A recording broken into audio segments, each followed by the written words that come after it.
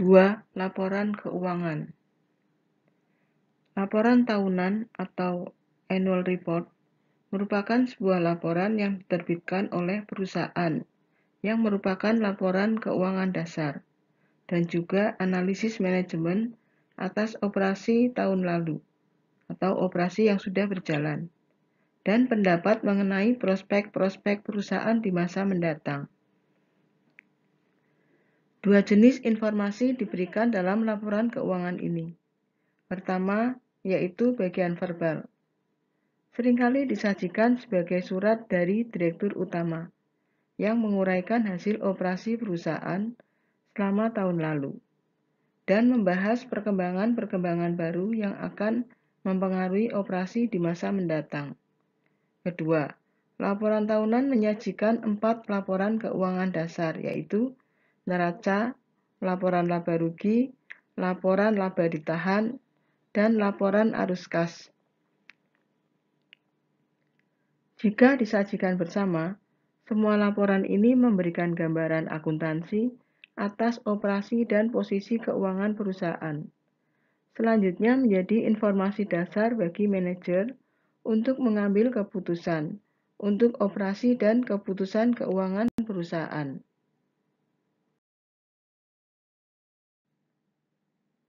Untuk tujuan ilustrasi, kita akan menggunakan data yang diambil dari laporan PT ASA, sebuah perusahaan pemroses dan distributor beragam makanan pokok. Neraca atau balance sheet. Neraca keuangan adalah sebuah laporan tentang posisi keuangan perusahaan pada suatu titik waktu tertentu.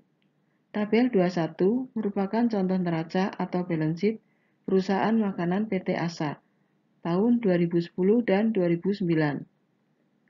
Sisi sebelah kiri menunjukkan aset perusahaan, sedangkan sisi sebelah kanan menunjukkan kewajiban atau ekuitas, atau klaim terhadap aset-asetnya. Aset disusun menurut urutan likuiditasnya, atau jumlah waktu yang umumnya dibutuhkan untuk mengubahnya menjadi uang kas. Klaim disusun menurut urutan kapan klaim tersebut dibayar. Utang umumnya harus dibayar dalam waktu 30 hari. Wesel tagih dalam waktu 90 hari, dan seterusnya, hingga sampai kepada pos ekuitas pemegang saham yang mewakili kepemilikan dan tidak perlu dibayarkan kembali untuk selamanya. Beberapa hal tambahan tentang neraca yang layak untuk dicatat adalah: yang pertama, kas versus aset lain-lain. Meskipun aset seluruhnya dinyatakan dalam jumlah rupiah, hanya kas yang mencerminkan uang yang nyata. Sekuritas yang dapat diperdagangkan dapat diubah menjadi uang kas dalam waktu 1 atau 2 hari. Jadi hampir seperti uang kas dan dilaporkan bersama-sama dengan kas di neraca. Piutang adalah tagihan-tagihan kepada pihak lain yang berhutang pada perusahaan PT ASA. Persediaan menunjukkan jumlah rupiah yang telah diinvestasikan perusahaan dalam bahan baku, barang dalam proses, dan barang jadi yang tersedia untuk dijual. Kemudian pabrik dan peralatan bersih mencerminkan jumlah uang yang dibayarkan oleh PT ASA untuk aset-aset tetapnya ketika membeli aset-aset tersebut di masa lalu. Setelah dikurangi akumulasi depresiasi, jumlah kas yang akan diberikan jika aset tersebut dijual pada saat ini dapat memiliki nilai yang lebih tinggi atau lebih rendah daripada nilai yang tercatat dalam buku.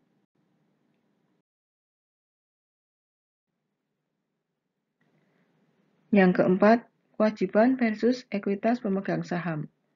Klaim terhadap aset terdiri atas 2 jenis, yaitu yang pertama, kewajiban atau sejumlah uang yang menjadi utang perusahaan, dan yang kedua, posisi kepemilikan pemegang saham.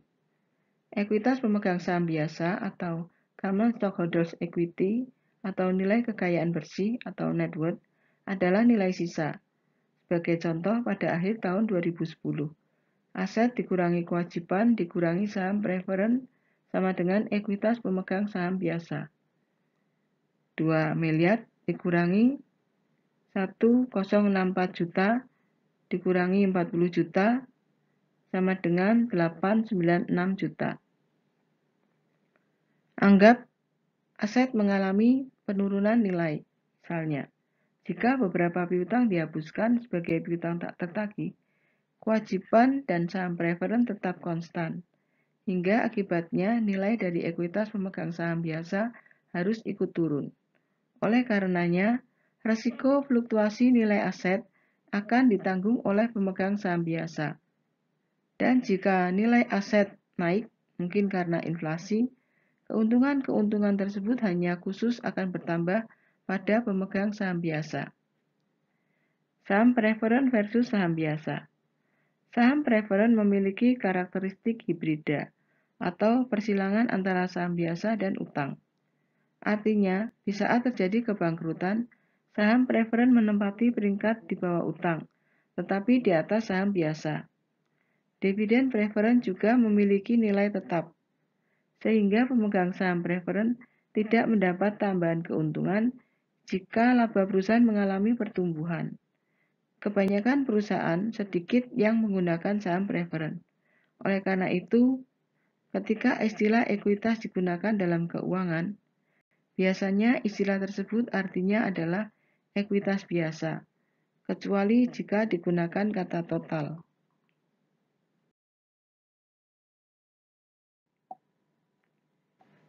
Yang keenam, ekuitas biasa. Bagian ekuitas biasa dibagi menjadi dua pos, saham biasa dan laba ditahan. Pos laba ditahan atau juga disebut saldo laba atau return earnings akan meningkat apabila perusahaan menabung sebagian keuntungannya daripada membayarkannya sebagai dividen. Pos saham biasa juga meningkat dari diterbitkannya saham untuk meraih modal. Umumnya kita akan menggabungkan kedua pos ekuitas biasa tadi dan menyebut penggabungan ini sebagai ekuitas biasa atau nilai kekayaan bersih, yaitu selisih total aset dikurangi utang perusahaan yang merupakan kekayaan pemegang saham biasa. 7. Akuntansi persediaan. Perusahaan PT Asa menggunakan metode masuk pertama, keluar pertama atau first in first out atau FIFO untuk menentukan nilai persediaan yang disajikan pada neracanya, sama dengan 615 juta. PT Asa bisa saja menggunakan metode masuk terakhir keluar pertama atau last in first out atau LIFO. Selama periode terjadi kenaikan harga, dengan mengeluarkan persediaan lama yang berbiaya rendah dan mempertahankan barang-barang baru yang berbiaya tinggi, FIFO akan menghasilkan nilai persediaan yang lebih tinggi dalam neraca, tetapi dengan nilai harga pokok penjualan yang lebih rendah dalam laporan laba rugi. Hal ini sepenuhnya tentang akuntansi. Banyak perusahaan pada kenyataannya menggunakan barang-barang lama terlebih dahulu. Karena PT Asa menggunakan FIFO dan karena telah terjadi inflasi, A. Persediaan dalam neracanya memiliki nilai yang lebih tinggi daripada jika menggunakan metode LIFO. Yang B. Harga pokok penjualannya menjadi lebih rendah daripada jika menggunakan metode LIFO. Dan C. Akibatnya laba yang dilaporkan menjadi lebih tinggi. Jadi metode valuasi persediaan dapat memiliki efek yang signifikan pada laporan keuangan. Hal ini penting ketika seorang analis sedang membandingkan perusahaan yang berbeda-beda.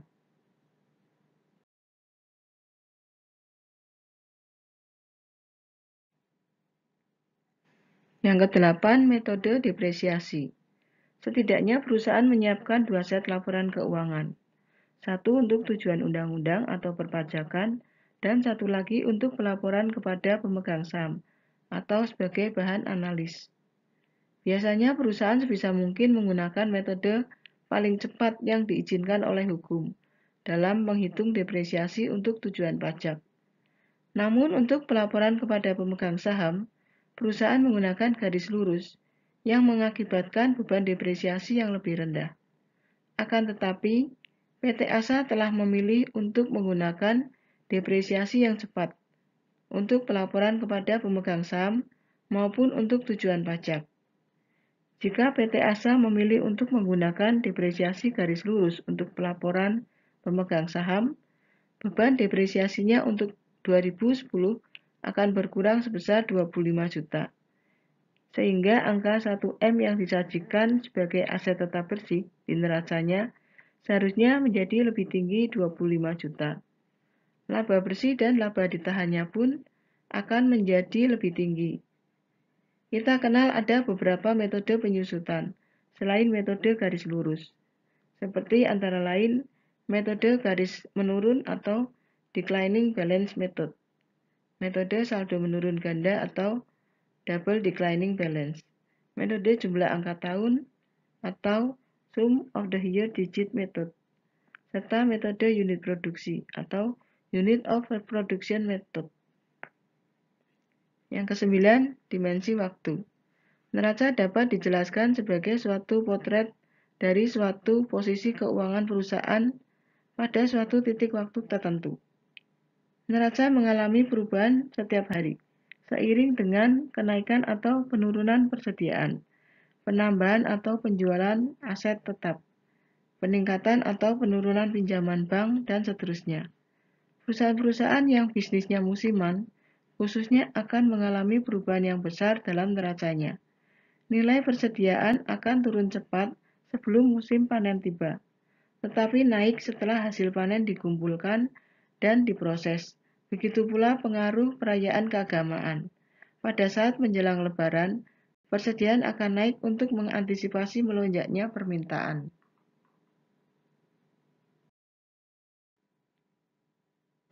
Laporan laba rugi atau income statement. Laporan laba rugi merupakan laporan yang mengintisarkan pendapatan dan pengeluaran perusahaan selama satu periode akuntansi, yang biasanya setiap satu kuartal, semester atau satu tahun. Tabel 22 menunjukkan laporan laba rugi atau income statement tahun 2010 dan 2009 untuk produk PT ASA. Penjualan bersih disajikan pada bagian atas dari setiap laporan, yang sesudahnya akan dikurangkan dengan berbagai biaya untuk mendapatkan laba bersih yang tersedia bagi pemegang saham biasa, yang umumnya cukup dinyatakan sebagai laba bersih saja. Biaya-biaya ini meliputi biaya operasional, biaya bunga, dan pajak. Biaya operasi adalah biaya-biaya yang berhubungan langsung dengan kegiatan perusahaan. Oleh karena itu, biaya-biaya yang tidak berkenaan, misalnya pengambilan uang kas oleh direksi, perjamuan tamu yang tidak berkaitan, bila dimasukkan ke biaya akan dikoreksi oleh pajak dan ditambahkan ke laba. Demikian pula depresiasi tidak dapat dipercepat atau diperbesar dengan tujuan mengurangi laba, karena akan dikoreksi.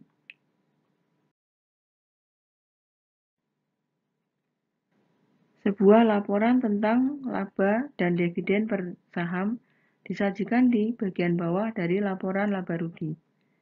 Laba per lembar saham atau EPS yang disebut sebagai total akhir atau bottom line menunjukkan bahwa di antara seluruh pos yang terdapat di dalam laporan laba rugi, EPS atau earning per share adalah informasi penting bagi pemegang saham.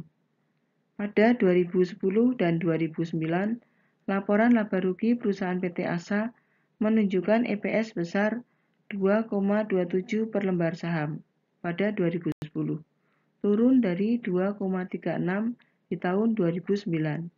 Tetapi masih meningkat dividen dari 1,06 menjadi 1,15.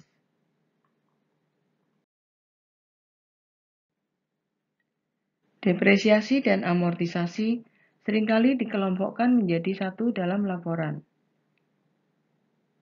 Keduanya merupakan istilah yang lebih spesifik yang mencerminkan alokasi dari biaya aset selama masa manfaat mereka. Akan tetapi, terdapat beberapa perbedaan khusus yang penting.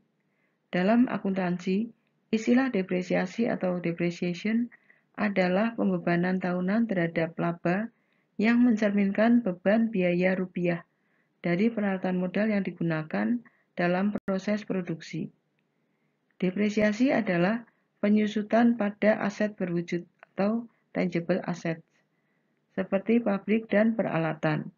Sedangkan amortisasi atau amortization adalah penyusutan pada aset tidak berwujud atau intangible assets, seperti hak paten, hak cipta, dan merek dagang. Dalam standar akuntansi, perusahaan-perusahaan diperbolehkan untuk mengamortisasi goodwill yang dicatat ketika satu perusahaan membeli perusahaan lain lebih daripada nilai bukunya.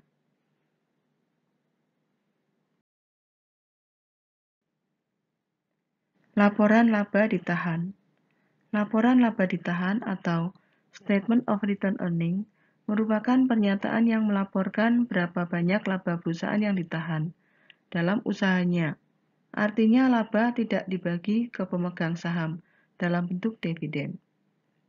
Tampilan untuk laba ditahan yang ada di sini merupakan jumlah laba ditahan tahunan untuk setiap tahun. Perubahan dalam saldo laba ditahan di antara tanggal-tanggal neraca dilaporkan di dalam laporan laba ditahan. Tabel 23 menunjukkan bahwa PT ASA mendapat keuntungan sebesar 113,5 juta selama 2010, membayarkan dividen saham biasa sebesar 57,5 juta dan menanamkan 56 juta kembali ke dalam bisnis. Jadi pos laba ditahan di neraca mengalami peningkatan dari 710 juta pada akhir 2009 menjadi 766 juta pada akhir 2010. Perusahaan menahan labanya terutama untuk memperluas bisnis, dan ini artinya melakukan investasi pada pabrik dan peralatan, pada persediaan, dan seterusnya, bukannya menumpuk kas dalam sebuah rekening bank. Perubahan dalam saldo laba ditahan terjadi karena pemegang saham biasa membolehkan perusahaan menginvestasikan kembali dana yang sebenarnya dapat didistribusikan sebagai dividen.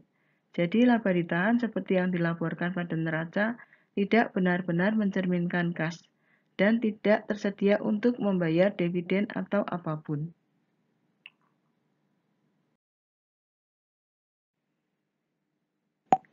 Laporan arus kas. Selain laporan keuangan yang disampaikan seperti sebelumnya, perlu juga diketahui beberapa laporan lain untuk melengkapi analisis terhadap keadaan keuangan suatu perusahaan. Antara lain, laporan arus kas, analisis arus kas bersih, market value added atau MVA, dan economic value added atau EVA. Arus kas bersih mencerminkan jumlah kas yang dihasilkan oleh bisnis untuk para pemegang sahamnya dalam satu tahun tertentu. Laporan arus kas digunakan untuk membantu menjawab pertanyaan-pertanyaan seperti apakah perusahaan menghasilkan cukup kas untuk membeli tambahan aset yang dibutuhkan untuk pertumbuhannya? Apakah perusahaan menghasilkan kas tambahan yang dapat digunakan untuk membayar kembali utang atau berinvestasi kembali pada produk-produk baru? Apakah arus kas yang tidak memadai akan memaksa perusahaan untuk menerbitkan saham baru? Informasi seperti itu akan berguna bagi baik manajer maupun investor, sehingga laporan arus kas adalah suatu bentuk laporan tahunan yang penting. Para manajer keuangan biasanya menggunakan laporan ini bersama dengan anggaran kas ketika meramalkan posisi kas perusahaan mereka. Akan tetapi, perusahaan yang menghasilkan arus kas yang tinggi tidak selalu berarti bahwa jumlah kas yang dilaporkan pada neracanya juga akan tinggi, tergantung pada pola penggunaan arus kas tersebut. Mungkin digunakan dalam berbagai cara. Sebagai contoh, perusahaan mungkin menggunakan arus kas itu untuk membayar dividen, untuk meningkatkan persediaan, untuk mendanai piutang, untuk berinvestasi pada aset tetap, untuk mengurangi utang, atau untuk membeli kembali saham biasa.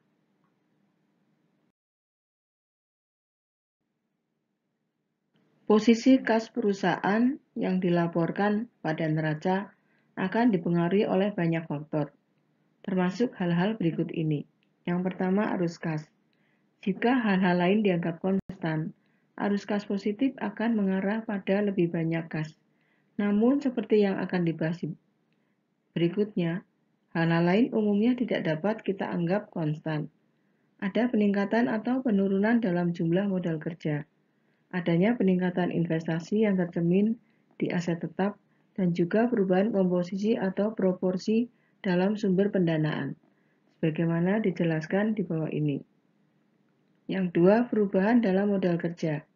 Modal kerja bersih didefinisikan sebagai aset lancar minus kewajiban lancar. Peningkatan dalam aset lancar di luar kas, seperti persediaan dan piutang, akan mengurangi kas. Sedangkan pengurangan pos-pos ini akan meningkatkan kas. Sebagai contoh, jika persediaan akan meningkat, perusahaan harus menggunakan sejumlah uangnya untuk membeli tambahan persediaan. Sedangkan jika persediaan menurun, secara umum artinya adalah perusahaan menjual persediaan dan tidak menggantinya, sehingga menghasilkan kas. Di sisi lain, peningkatan dalam kewajiban lancar seperti utang dagang akan meningkatkan kas. Sedangkan penurunan pada pos-pos ini akan menguranginya. Sebagai contoh, jika utang meningkat, perusahaan telah menerima tambahan kredit dari para pemasoknya, yang selanjutnya akan menambah kas. Tetapi jika utang menurun, berarti perusahaan telah menggunakan kasnya untuk membayar kembali utangnya.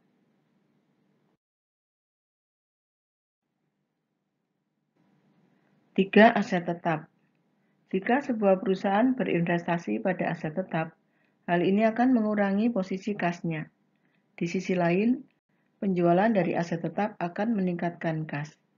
Sebagai contoh, jika perusahaan melakukan ekspansi sehingga membutuhkan peralatan atau mesin tambahan, maka jumlah kas akan berkurang, digunakan untuk membeli peralatan dan mesin yang dibutuhkan.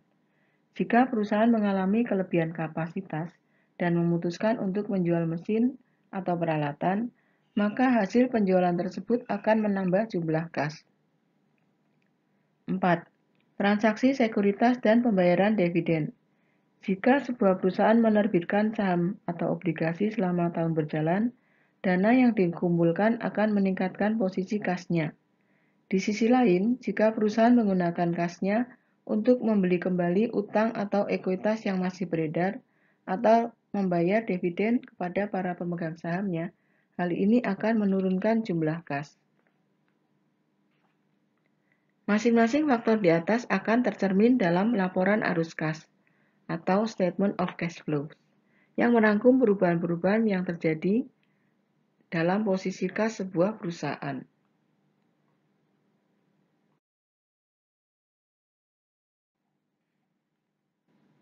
Laporan arus kas memisahkan aktivitas-aktivitas menjadi 3 kategori. Yang pertama, aktivitas operasi, yang meliputi laba bersih, depresiasi, dan perubahan dalam aset lancar, dan kewajiban lancar di luar kas dan utang jangka pendek.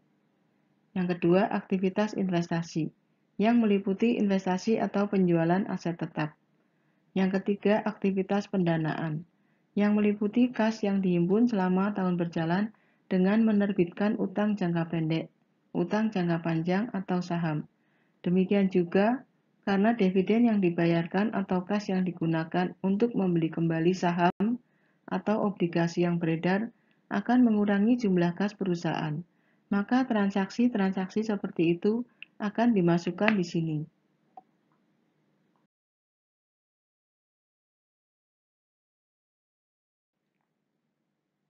Tabel 24 adalah laporan arus kas PT Asa, seperti yang akan tersaji dalam laporan tahunan perusahaan. Bagian atas dari tabel menunjukkan arus kas yang dihasilkan oleh dan digunakan dalam operasi PT Asa, di mana operasi memberikan arus kas bersih sebesar minus 2,5 juta. Operasi perusahaan PT Asa selama 2010 memberikan 257,5 juta.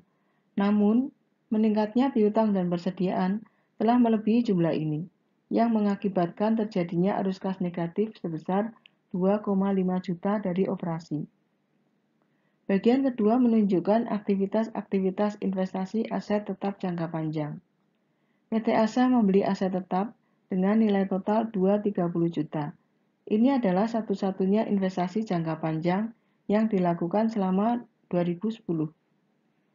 Aktivitas pendanaan PT Asa yang disajikan dalam bagian ketiga mencakup pinjaman dari bank atau wesel tagih, menjual obligasi baru, dan membayarkan dividen untuk saham biasa dan saham preferen.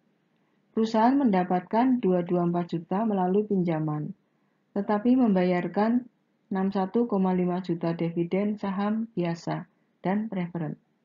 Sehingga arus masuk kas bersih dana dari aktivitas pendanaan adalah senilai 162,5 juta.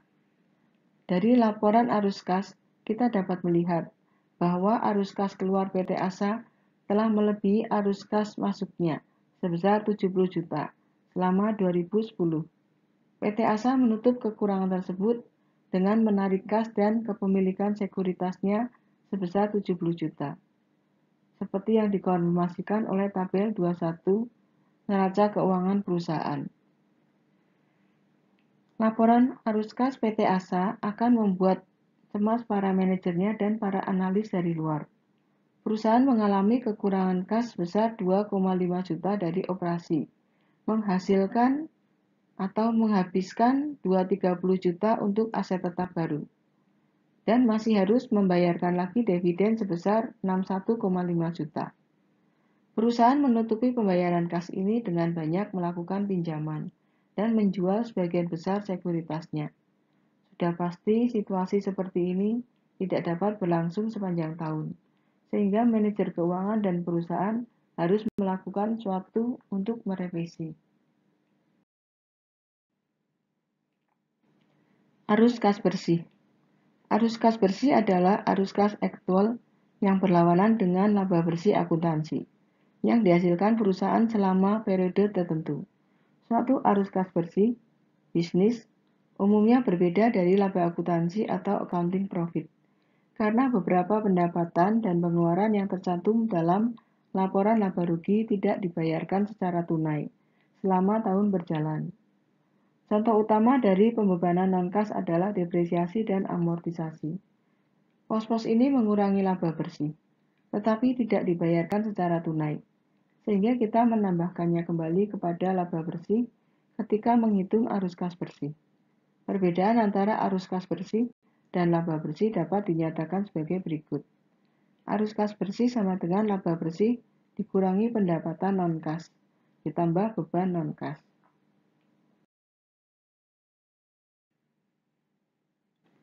Contoh yang lain dari beban non-kas adalah pajak tangguhan. Dalam beberapa kasus, perusahaan diperkenankan untuk menangguhkan pembayaran pajak sampai suatu tanggal ke depan, meskipun pembayaran pajak tersebut dilaporkan sebagai pengeluaran dalam laporan laba rugi. Oleh karena itu, pembayaran pajak tangguhan akan ditambahkan pada laba bersih ketika menghitung arus kas bersih. Pada waktu yang sama, beberapa pendapatan mungkin tidak dapat ditagih dalam bentuk tunai selama tahun berjalan. Dan pos-pos ini harus dikurangkan dari laba bersih ketika menghitung arus kas. Umumnya depresiasi dan amortisasi seringkali adalah pos non-kas terbesar. Dan di kebanyakan kasus, pos-pos non-kas yang lain relatif kecil dan saling meniadakan, sehingga jumlahnya nol. Namun jika pos non-kas lain jumlahnya cukup besar, maka harus diperhitungkan dalam arus kas. Untuk alasan ini, kebanyakan analis berasumsi bahwa arus kas bersih adalah sama dengan laba bersih plus depresiasi dan amortisasi. Atau arus kas bersih sama dengan laba bersih ditambah depresiasi dan amortisasi.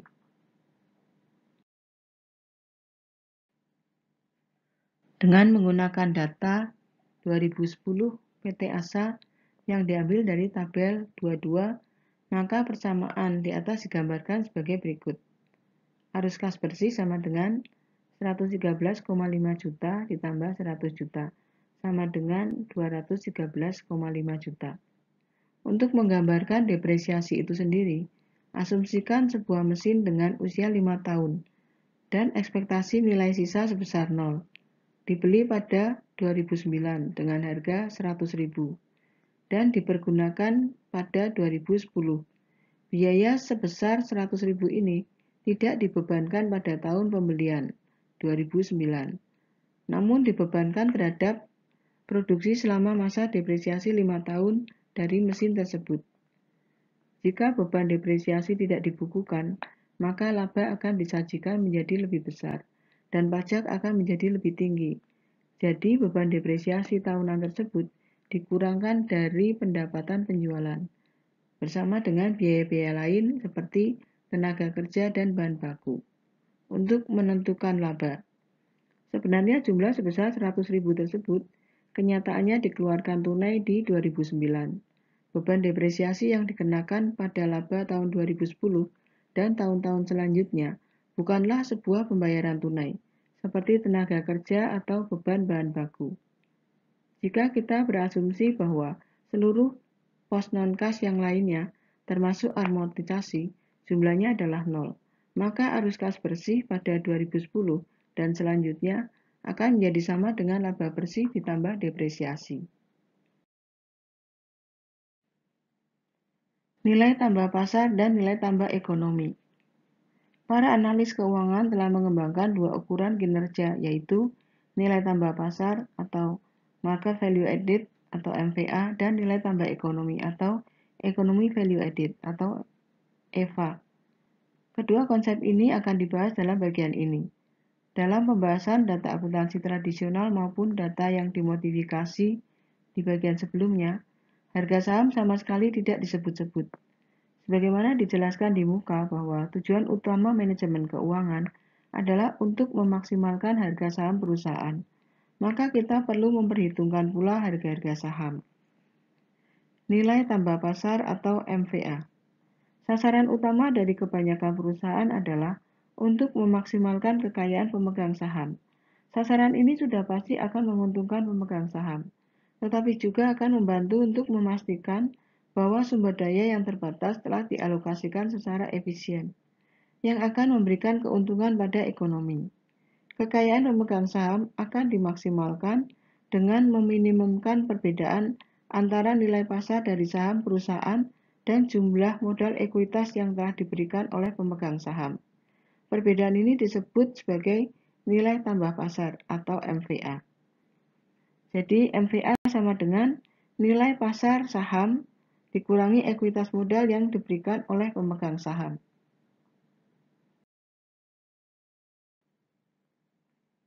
Sebagai gambaran, kita lihat perusahaan contoh kita. Produk makanan PT Asa pada 2010 total nilai ekuitas pasarnya adalah 1.150 juta. Sedangkan neracanya menunjukkan bahwa pemegang saham telah menyetorkan 896 juta. Jadi, MVA PT Asa adalah sebesar 1.150 dikurangi 896 sama dengan 254 juta. Jumlah 254 juta ini mencerminkan perbedaan antara uang yang telah diinvestasikan oleh para pemegang saham PT Asa di dalam perusahaan sejak pendiriannya, termasuk juga laba ditahan, versus kas yang dapat mereka lihat diperoleh jika mereka menjual bisnis ini.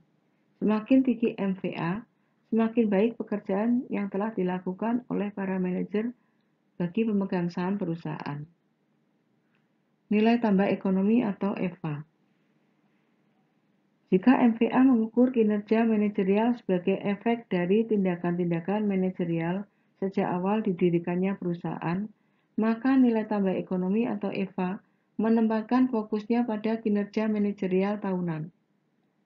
Jadi mengukur keefektifan tindakan manajerial dalam suatu tahun tertentu. Rumus dasar dari EVA adalah sebagai berikut. EVA sama dengan NOPAT dikurangi biaya modal operasi setelah pajak dalam rupiah. EVA adalah nilai tambah ekonomi atau Economy Value Added. NOPAT adalah Net Operating Profit After Tax. Kemudian EVA sama dengan EBIT dalam kurung 1 minus T dikurangi dalam kurung total modal operasi yang diberikan oleh investor dikali persentase biaya modal setelah pajak. EBIT adalah Earning before interest and tax.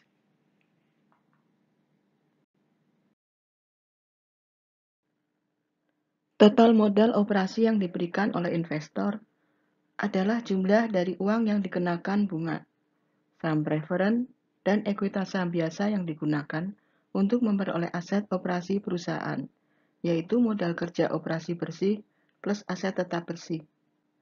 EVA adalah suatu estimasi dari laba ekonomis yang sebenarnya dari bisnis untuk tahun yang bersangkutan dan sangat jauh berbeda dari laba akuntansi. EVA mencerminkan laba residu yang tersisa setelah dikurangi untuk menutup biaya dari seluruh modal, termasuk modal ekuitas.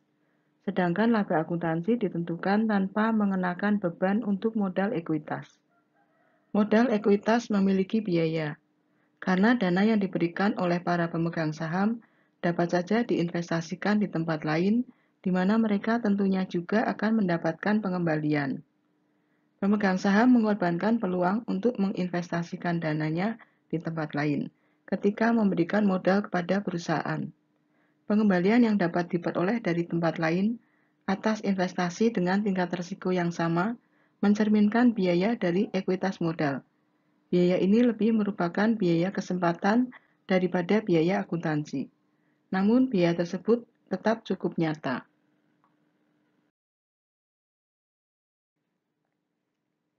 Perhatikan bahwa ketika menghitung EVA, kita tidak menambahkan kembali depresiasi.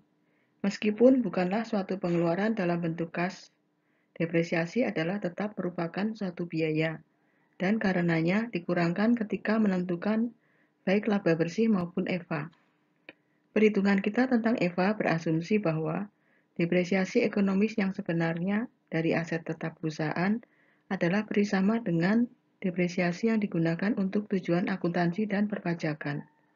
Jika kenyataannya tidak seperti itu, harus dilakukan penyesuaian-penyesuaian untuk mendapatkan hasil pengukuran EVA yang akurat. EVA menyajikan suatu ukuran yang baik mengenai sampai sejauh mana perusahaan telah memberikan tambahan pada nilai pemegang saham. Oleh karenanya, jika manajer berfokus pada EVA, hal ini akan dapat membantu memastikan bahwa mereka telah menjalankan operasi dengan cara yang konsisten, dengan tujuan untuk memaksimalkan kekayaan pemegang saham.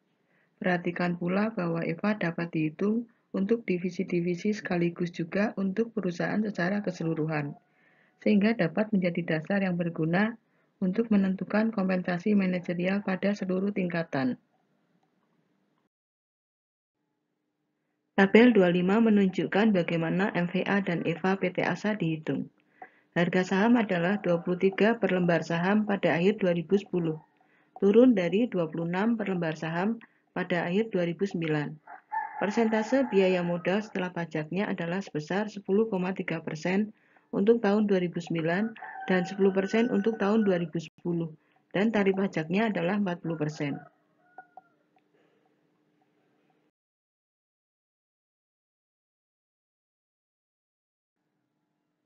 Pertama-tama perhatikanlah bahwa gabungan antara harga saham yang lebih rendah dan nilai buku ekuitas yang lebih tinggi, yang disebabkan oleh saldo laba yang ditahan selama 2010, telah mengurangi MVA.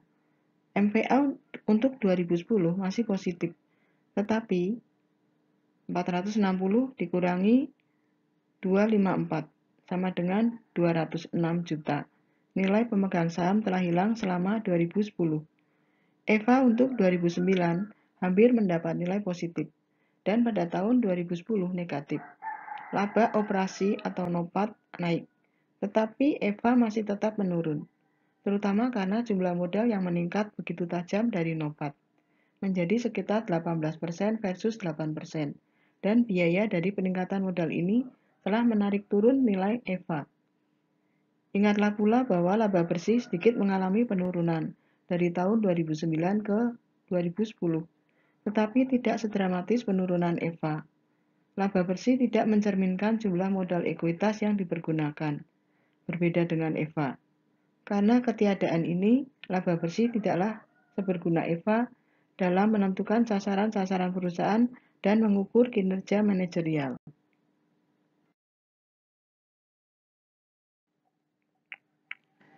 Akan terdapat banyak hal yang perlu dijelaskan tentang MVA maupun EVA. Akan tetapi, bagian ini kita tutup dengan dua pengamatan. Pertama, terdapat suatu hubungan antara MVA dan EVA.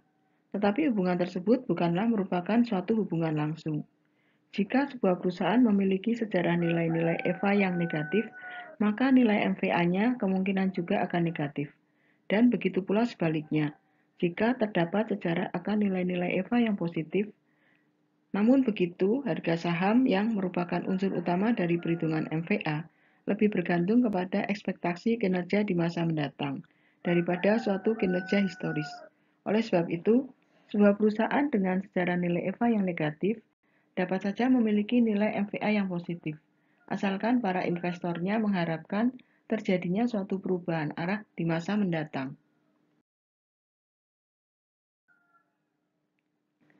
Pengamatan yang kedua adalah bahwa ketika EVA atau MVA digunakan untuk mengevaluasi kinerja manajerial sebagai bagian dari program kompensasi insentif, EVA adalah ukuran yang umum digunakan.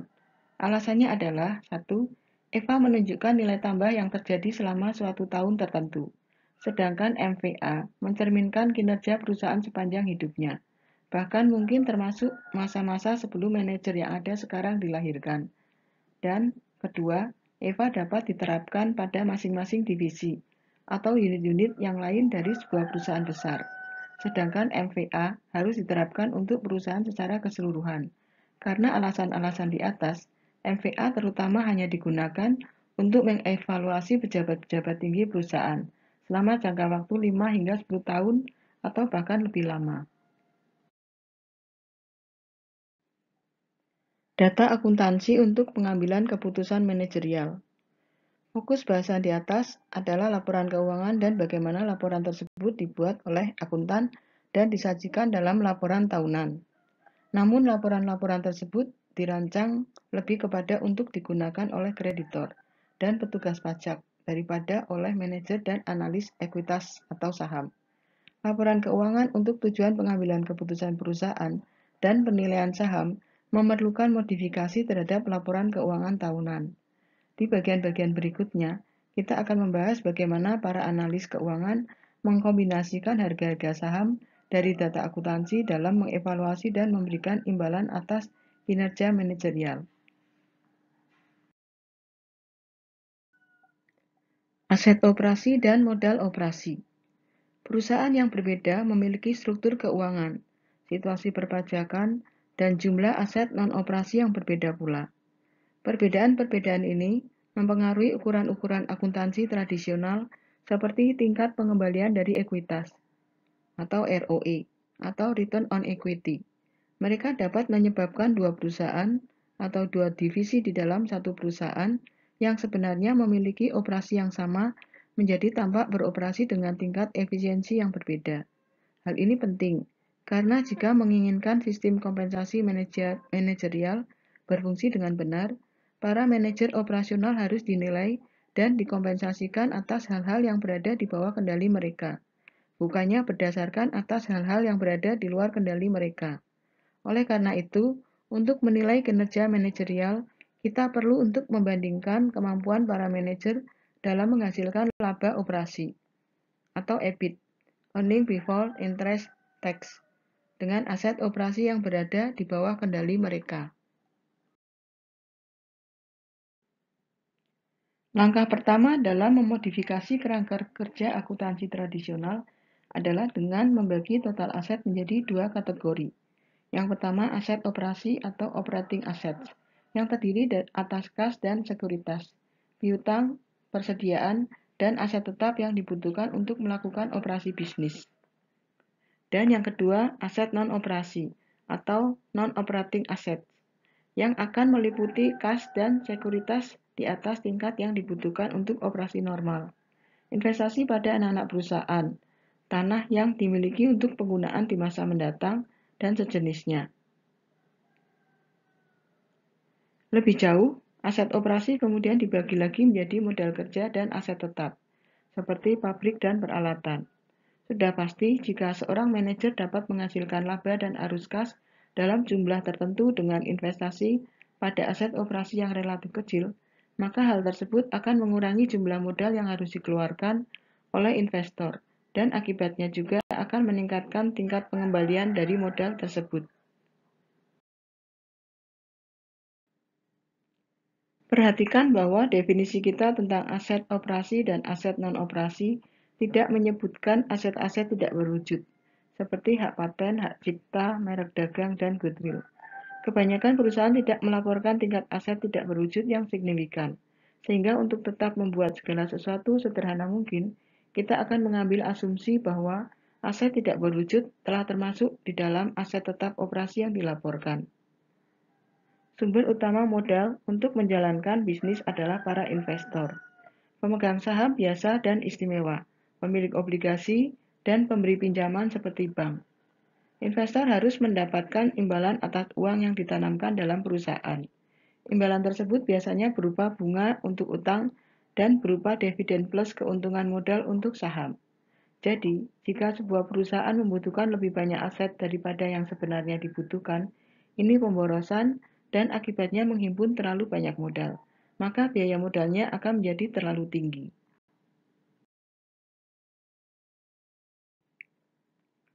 Sumber modal lain akan datang dari pemasok atau penyedia bahan baku dan dilaporkan sebagai utang. Sedangkan dana-dana lain akan datang dalam bentuk accrual gaji atau gaji yang belum dibayarkan, dan accrual pajak yang merupakan pinjaman jangka pendek dari para karyawan dan instansi pajak. Umumnya, baik utang dan accrual adalah bebas, dalam artian bahwa tidak ada ongkos yang secara eksplisit dibebankan untuk penggunaannya. Oleh karena itu, jika sebuah perusahaan membutuhkan 100 juta aset lancar, tetapi ia memiliki 10 juta utang dan 10 juta lagi dari accrual gaji dan pajak, maka modal yang diberikan oleh investornya akan menjadi hanya sebesar 80 juta. Aset lancar yang digunakan dalam operasi tersebut disebut sebagai modal kerja operasi atau operating working capital. Dan modal kerja operasi dikurangi utang dan accrual disebut sebagai modal kerja operasi bersih atau net operating working capital. Di bawah ini adalah definisi yang berlaku dalam bentuk persamaan, yaitu modal kerja operasi bersih sama dengan seluruh aset lancar dikurangi seluruh kewajiban non-bunga.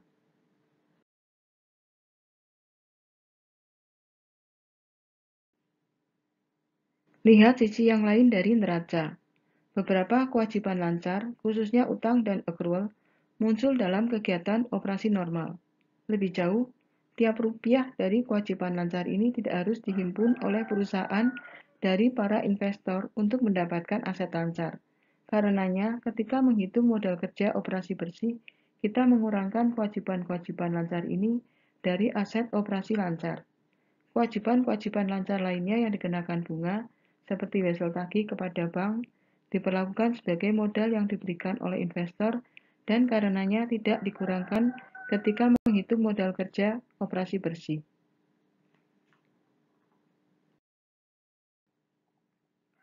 Kita dapat menerapkan definisi ini pada PT ASA. Dengan menggunakan data neraca yang disajikan tabel 21, di bawah ini adalah modal kerja operasi bersih untuk tahun 2010.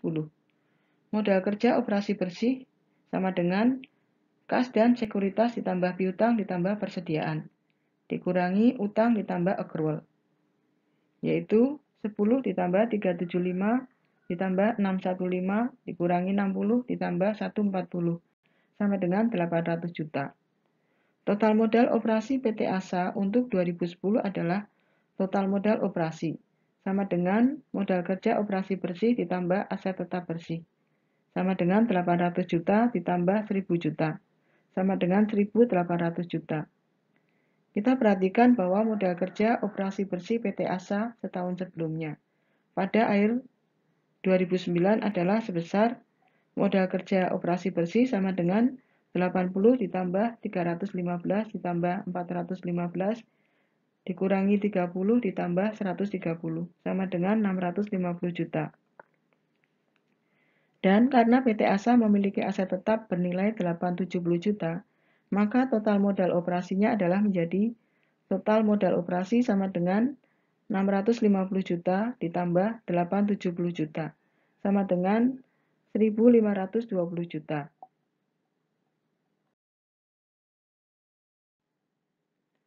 Itu artinya selama 2010, PT Asa telah meningkatkan modal operasinya dari 1.520 juta menjadi 1.800 juta atau sebesar 280 juta.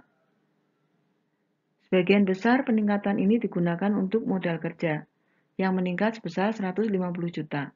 Kenaikan modal kerja operasi bersih sebesar 23% ini dengan penjualan yang hanya naik 5% dari 2.850 menjadi 3.000 juta seharusnya membunyikan lonceng tanda bahaya di kepala Anda. Apa yang menyebabkan PT Asa mengumpulkan begitu banyak kas tambahan di dalam modal kerja? Apakah persediaan tidak bergerak? Apakah piutang tidak ditagih sehingga semakin besar?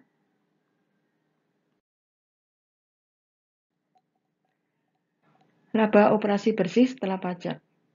Jika dua perusahaan memiliki jumlah utang yang berbeda dan akibatnya beban bunga yang berbeda, mereka masih dapat memiliki kinerja operasi yang sama, tetapi dengan laba bersih yang berbeda. Perusahaan yang memiliki lebih banyak utang akan memiliki laba bersih yang lebih rendah. Laba bersih sudah pasti merupakan sesuatu yang penting. Tetapi seperti yang akan ditunjukkan oleh contoh di bawah ini, laba bersih tidaklah selalu mencerminkan kinerja yang sebenarnya dari operasi sebuah perusahaan atau keefektifan dari para manajer operasi dan karyawannya. Ukuran yang lebih baik untuk membandingkan kinerja di antara para manajer adalah laba operasi bersih setelah pajak atau Net Operating Profit After Tax atau NOPAT, yang merupakan jumlah laba yang dihasilkan oleh sebuah perusahaan jika tidak memiliki utang dan aset non-operasi. NOPAT dinyatakan sebagai berikut. NOPAT sama dengan EBIT 1 kurangi tarif pajak. Dengan menggunakan data dari laporan laba rugi dalam tabel 22, NOPAT PT Asa untuk 2010 menjadi NOPAT sama dengan 283,8 dikali 1 dikurangi 0,4 sama dengan 283,8 dikali 0,6 sama dengan 170,3 juta. Jadi, PT Asa akan menghasilkan laba setelah pajak sebesar 170,3 juta dari operasinya. Hal ini sedikit lebih baik dari NOPAT 2009 yang sebesar 263 dikali 0,6 sama dengan 157,8 juta. Akan tetapi, laporan laba rugi dalam tabel 22 menunjukkan bahwa laba per lembar saham PT Asa turun dari tahun 2009 ke tahun 2010. Penurunan EPS ini disebabkan oleh meningkatnya beban bunga, tetapi tidak oleh penurunan dalam laba operasi. Lebih-lebih lagi, neraca pada tabel 21 menunjukkan bahwa utangnya meningkat dari tahun 2009 ke tahun 2010. Tetapi mengapa PT Asa menaikkan utangnya? Alasannya adalah karena investasi PT Asa dalam modal operasi meningkat secara drastis dari tahun 2009 ke tahun 2010. Dan peningkatan tersebut terutama dibiayai oleh utang. Arus kas bebas. Sebelumnya kita telah mendefinisikan arus kas bebas sebagai sama dengan laba bersih plus penyesuaian non-kas, yaitu umumnya laba bersih plus depresiasi dan amortisasi. Tetapi arus kas ini tidak dapat dipertahankan terus-menerus kecuali jika aset tetap yang didepresiasi diganti dan produk-produk baru dikembangkan. Sehingga manajemen tidaklah sepenuhnya bebas untuk menggunakan arus kas semaunya sendiri. Oleh sebab itu, kita kenakan satu istilah lagi yaitu arus kas bebas atau free cash flow atau FCF, yang berarti arus kas yang benar-benar tersedia untuk didistribusikan kepada seluruh investor atau pemegang saham dan pemilik utang setelah perusahaan menempatkan seluruh investasinya pada aset tetap, produk-produk baru, dan modal kerja yang dibutuhkan untuk mempertahankan operasi yang sedang berjalan.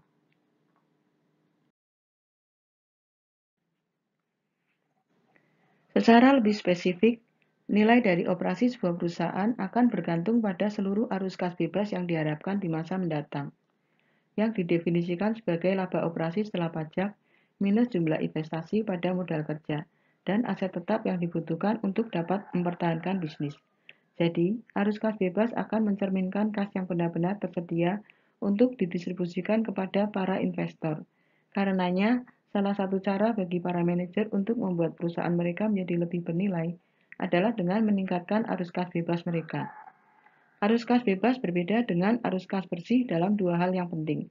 Pertama, arus kas bebas mencerminkan dana yang tersedia bagi seluruh investor. Sedangkan arus kas bersih mencerminkan dana yang tersedia bagi pemegang saham biasa.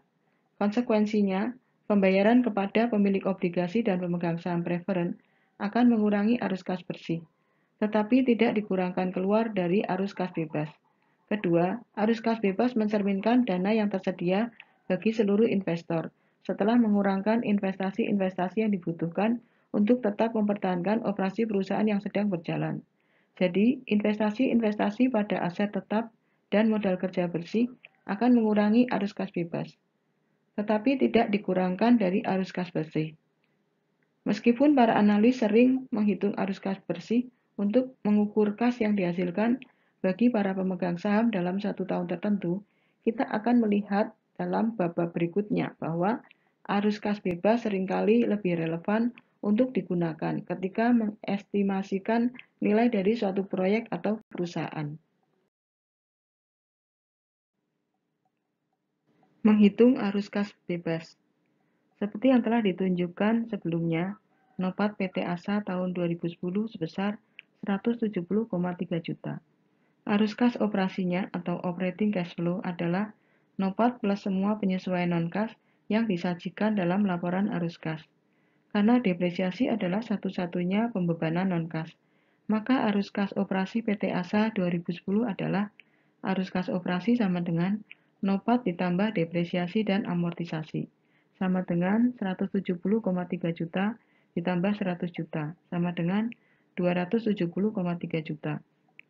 Definisi tentang arus kas operasi ini adalah dihitung atas dasar setelah pajak, seperti telah disajikan sebelumnya. PT ASA memiliki aset operasi atau modal operasi sebesar 1.520 juta pada akhir 2009, tetapi naik menjadi 1.800 juta pada akhir 2010. Karenanya selama 2010, PT ASA telah membuat investasi bersih pada modal operasi sebesar investasi bersih pada modal operasi sama dengan 1.800 dikurangi 1.520 sama dengan 280 juta. Aset tetap naik dari 870 menjadi 1.000 juta atau sebesar 130 juta. Namun PT ASA menanggung beban depresiasi sebesar 100 juta. Sehingga investasi kotornya pada aset tetap adalah 130 ditambah 100 sama dengan 200 juta selama tahun tersebut.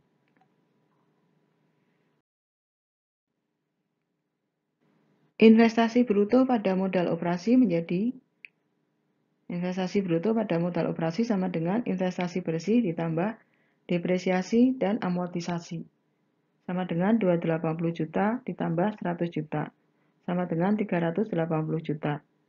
Arus kas bebas PT ASA pada 2010 adalah FCF atau Free Cash Flow sama dengan arus kas operasi sama dikurangi investasi bruto pada modal operasi, sama dengan 270,3 dikurangi 380 sama dengan 109,7 juta.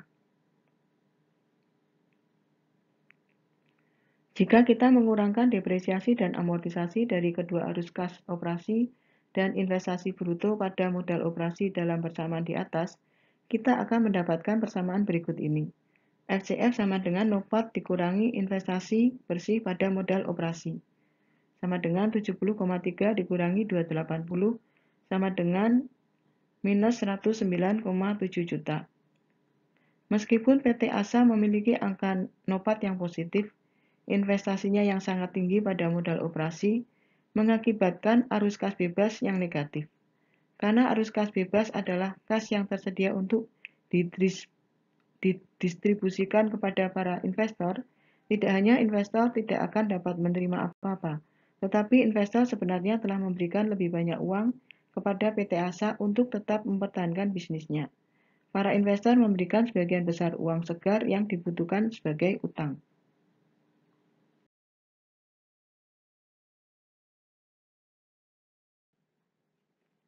Pajak.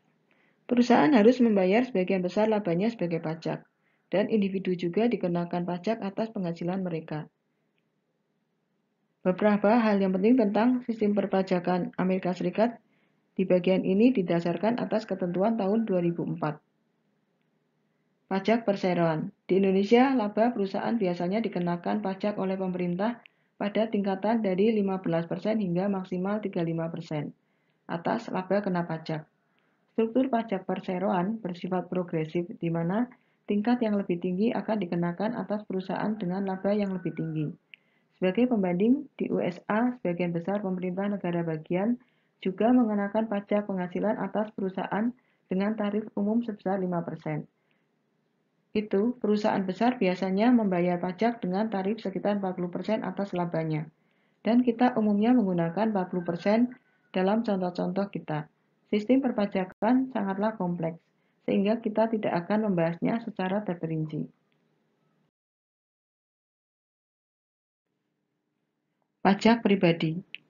Perorangan dikenakan pajak oleh pemerintah dengan tingkat mulai dari 5% hingga 30% atas penghasilan sebesar 15,84 juta atau lebih besar.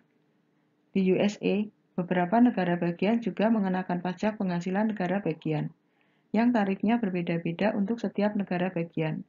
Perlu dicatat bahwa penghasilan yang diterima dari investasi yang dimiliki oleh dana pensiun tidak dikenakan pajak sampai uang tersebut dicairkan, yang kemungkinan besar terjadi setelah pensiun. Jadi, seseorang mungkin berada dalam rentang pajak 30% pada penghasilan normalnya. Tetapi tarif pajak tersebut akan nol atas penghasilan yang diterima dalam rekening pensiun atau lainnya. Misalnya beberapa tabungan kuliah tertentu. Bunga yang dibayarkan. Peminjam harus membayar bunga atas utang-utangnya. Bagi perusahaan, pembayaran bunga akan dilihat sebagai suatu beban, dan beban tersebut dikurangi ketika menghitung penghasilan kena pajak. Individu juga memiliki utang dan membayarkan bunga, tetapi individu umumnya tidak dapat mengurangi pembayaran bunga, atau pengecualian utamanya adalah bunga atas kredit rumah yang dalam batasan tertentu dapat menjadi pengurang pajak.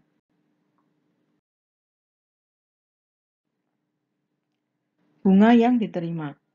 Sebagian besar bunga yang diterima baik oleh perusahaan maupun individu dapat dikenakan pajak.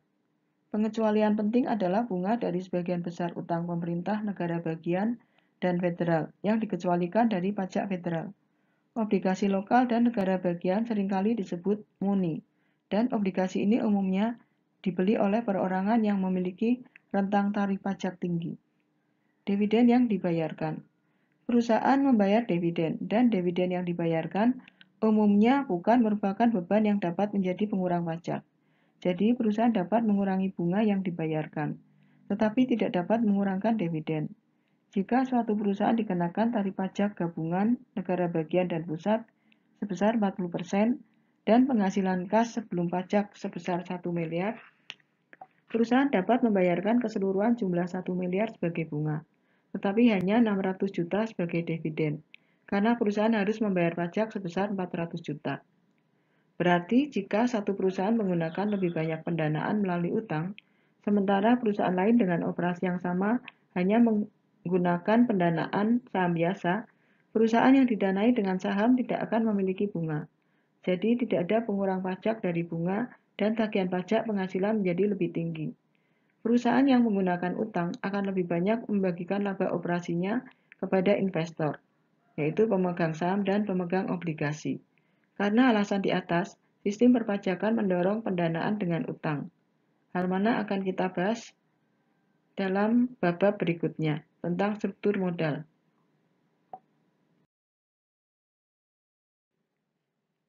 Dividen diterima.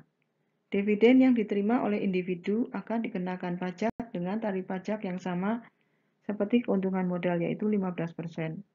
Perhatikan bahwa ini membuat dikenakannya pajak ganda atas penghasilan dividen. Yang pertama dikenakan pajak adalah perusahaan yang membayar dividen. Kemudian individu yang menerimanya akan dikenakan pajak lagi. Jika perusahaan adalah penerima dividen, maka situasinya menjadi sedikit berbeda. Perusahaan yang menerima penghasilan dividen dapat mengeluarkan sebagian dividen dari laba kena pajaknya. Ketentuan ini tercantum di dalam Undang-Undang Pajak, guna meminimalkan pajak 3 kali yang seharusnya terjadi. Perusahaan pertama yang membayar dividen dari laba setelah pajak, perusahaan kedua akan dikenakan pajak lagi atas penghasilan tersebut. Dan orang yang menerima dividen dari perusahaan kedua juga akan dikenakan pajak lagi. Kerugian pajak yang dibawa ke periode berikutnya atau periode sebelumnya. Laba perusahaan sering berfluktuasi dari tahun ke tahun. Kemungkinan perusahaan dikenakan pajak dengan tarif 40% setahun. Pada tahun berikutnya menanggung kerugian yang besar, sehingga tidak membayar pajak sama sekali. Undang-Undang Pajak memperkenankan perusahaan membawa kerugian ke periode-periode sebelumnya untuk menutup laba tahun-tahun lalu. Dan jika kerugian belum dapat tertutupi oleh laba masa lalu, sisanya akan terbawa ke periode berikutnya untuk menutupi laba masa depan. Dampak dari ketentuan ini adalah dapat menyebabkan pajak lama-kelamaan akan mencerminkan laba rata-rata.